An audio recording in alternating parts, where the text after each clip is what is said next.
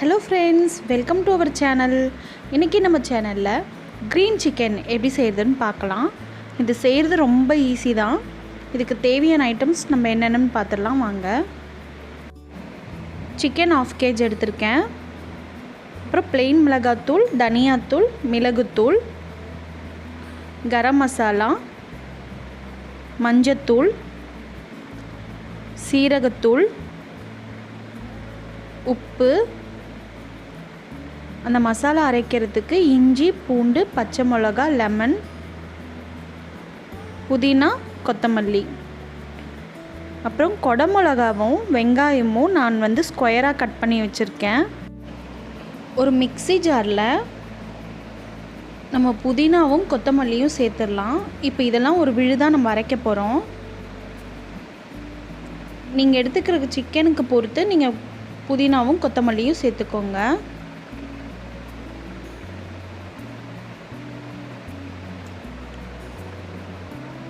இது கூட காரத்துக்கு 2 பச்சை மிளகா, அப்புறம் இஞ்சி, பூண்டு, இது எல்லாத்தையும் ஒன்றா சேர்த்துடலாம். உங்களுக்கு காரத்துக்கு ஏற்ற மாதிரி சேர்த்துக்கோங்க.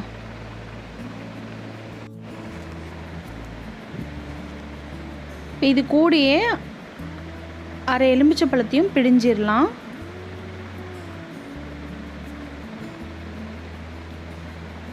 அப்புறம் தேவையான அளவு உப்பையும் இதிலே சேர்த்துடலாம். ஏன்னா இதெல்லாம் சேர்த்து அரைச்சி நம்ம சிக்கனோட ஊற வைக்க போகிறோம். கரம் மசாலா சேர்த்துக்கலாம்,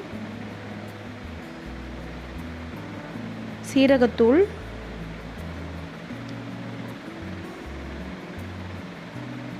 தனியாத்தூள்,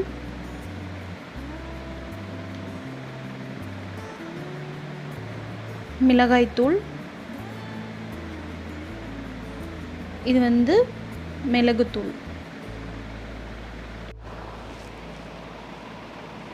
இப்போ மஞ்சத்தூள் கொஞ்சம் இதிலே சேர்த்துடலாம் நம்ம.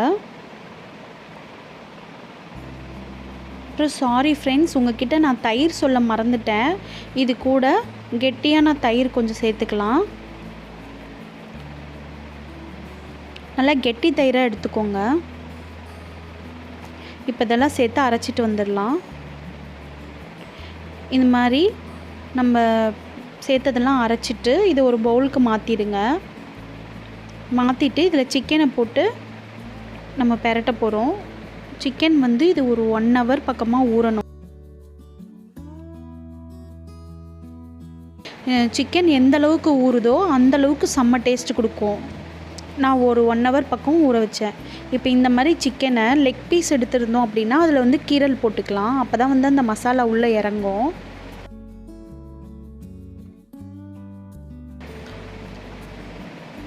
இந்த மாதிரி எல்லாத்துலேயும் நீங்கள் கீரல் போட்டு வச்சுக்கோங்க. அப்போ அந்த மசாலாலாம் நல்லா உள்ளே இறங்கி நமக்கு நல்லா ஜூஸியாக இருக்கும். இந்த மாதிரி நல்லா ஆழமாக கீரல் போட்டுக்கோங்க. இப்போ நம்ம சிக்கனை அந்த மசாலாவில் சேர்த்துடலாம்.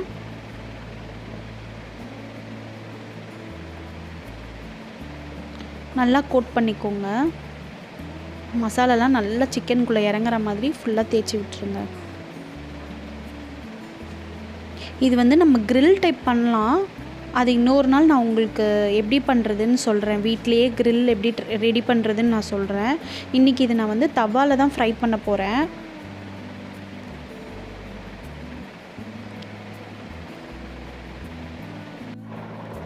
இந்த மாதிரி மசாலா சேர்த்துட்டு நல்லா ஊற வச்சுருங்க. 1 hourன்றது 2 hour கூட ஊற வைக்கலாம். இப்போ நம்ம அந்த குடமிளகாவும் வெங்காயத்துக்கும் தனியாக மசாலா சேர்த்துடலாம். அதையும் கொஞ்சம் நேரம் ஊற விடுங்க. இந்த மாதிரி சேர்த்துட்டு இது ஃப்ளேவருக்கு தான். இது உங்களுக்கு குடமிளகா ஃப்ளேவர் பிடிக்காது அப்படின்னா அவாய்ட் பண்ணிடுங்க. ஆனால் இந்த மாதிரி செஞ்சால் செம்ம டேஸ்ட்டாக இருக்கும்.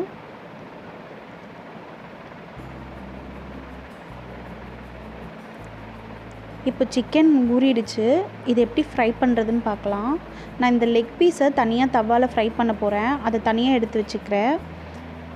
இந்த மற்ற இருக்கிற பீஸெல்லாம் நான் அந்த குடமிளகா வெங்காயத்துக்கு நடுவில் வச்சு ஃப்ரை பண்ண போகிறேன். அதுக்கு இந்த மாதிரி வடை கம்பி எடுத்திருக்கேன்.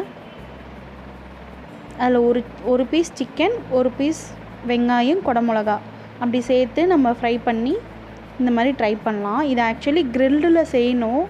அதை நான் இன்னொரு நாள் எப்படி செய்கிறதுன்னு உங்களுக்கு கிரில்லாம் ரெடி பண்ணிவிட்டு உங்களுக்கு நான் சொல்கிறேன் ஐடியா எப்படின்ட்டு.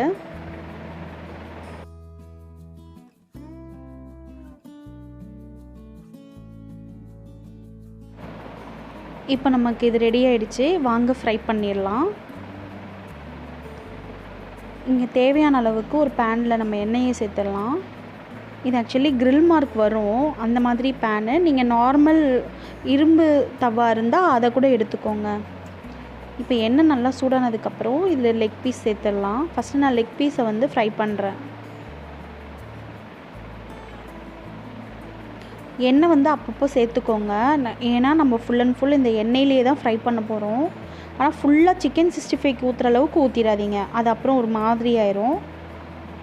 நீங்கள் இப்படி கொஞ்சம் கொஞ்சமாக எண்ணெய் சேர்த்து பொறுமையாக திருப்பி விட்டு தான் வேக வைக்கணும். கொஞ்சம் லேட் தான் ஆகும், லேட் ப்ராசஸ் தான். ஆனால் செம்ம டேஸ்ட்டாக இருந்துச்சு ஃப்ரெண்ட்ஸ். நீங்கள் கண்டிப்பாக ட்ரை பண்ணி பாருங்கள். நான் இதில் உங்களுக்கு குயிக்காக காட்டுறேன். ஆனால் இது கண்டிப்பாக லேட் தான் ஆகும். நீங்கள் பொறுமையாக கொஞ்சம் செய்யுங்க.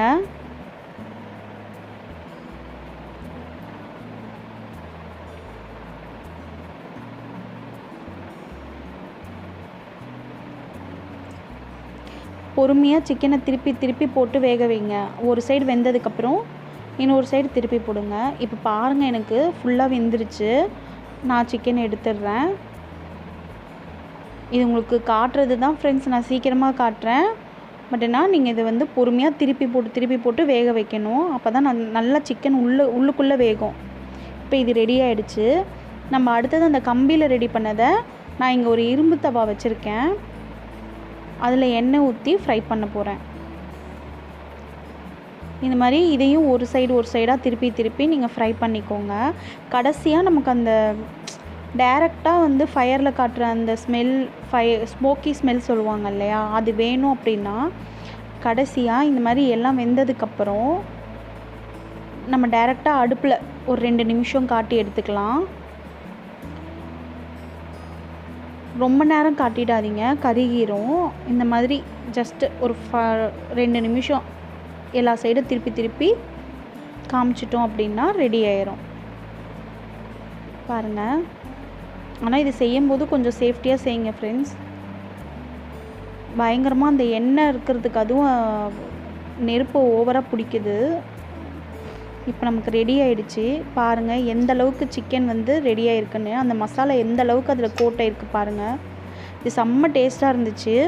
நீங்களும் இந்த ரெசிபியை ட்ரை பண்ணிவிட்டு எப்படி இருந்ததுன்னு எனக்கு கமெண்ட் பண்ணுங்கள். மறக்காமல் நம்ம சேனல் தமிழ் குக்ஸ் வித் கீத்துக்கு சப்ஸ்கிரைப் பண்ணிவிட்டு பக்கத்தில் இருக்கிற பெல் ஐக்கானை கிளிக் பண்ணிக்கோங்க.